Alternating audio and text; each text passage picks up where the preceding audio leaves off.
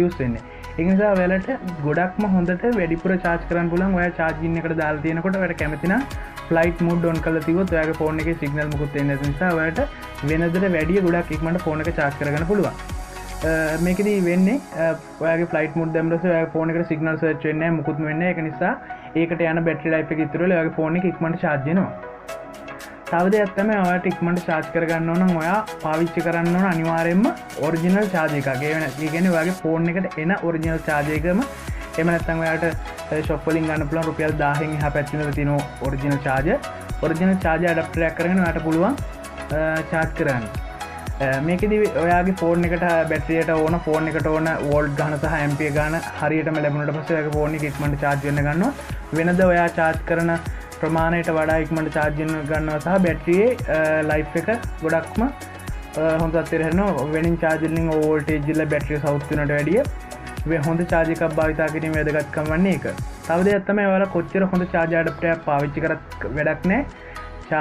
USB cable එක එහෙම නැත්නම් charging cable එක සවුත් වෙනවා. charging cable එකේ pin එක සවුත් වෙනවා. ඔයාලගේ USB port එක සවුත් වෙන්න පුළුවන්. ඒ කියන්නේ phone එකේ pin එක සවුත් වෙන්න පුළුවන්.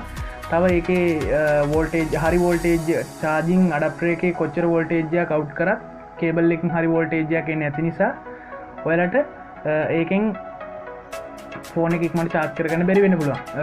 තවත් දෙයක් තමයි ඔයාලා මේ කිසිම දෙයක් ෆ්ලයිට් මෝඩ් දාන්න අකමැති නම් ඔයාලට පුළුවන් ෆෝන් එක ඕෆ් කරලා charging එකට දාලා තියන්න. ෆෝන් එක ඕෆ් කරලා charge කරොත් ගොඩක්ම ඉක්මනට charge කරගන්න පුළුවන්. ෆෝන් එකේ වෙනත් කරුණු වලට ෆෝන් එකේ දැන් ඇප් රන් වෙන්නේ මුකුත් එහෙම වෙන්නේ නැහැ. ඒක නිසා ෆෝන් එක ඕෆ් කරලා තියෙනකොට සාමාන්‍යයෙන් විනාඩි 45ක් ඇතුළත වෙනදට වැඩි charge කරගන්න පුළුවන්. මේ වීඩියෝ එක බලන ඔයා වීඩියෝ එකේ මම මේ කියපු දේවල් කරන්න ඉස්සෙල්ලා ඔයාලට පුළුවන් ඔයාලගේ ෆෝන් එක charge කරලා බලලා විනාඩි 45ක් ඇතුළත කොච්චර charge වෙනවද කියලා.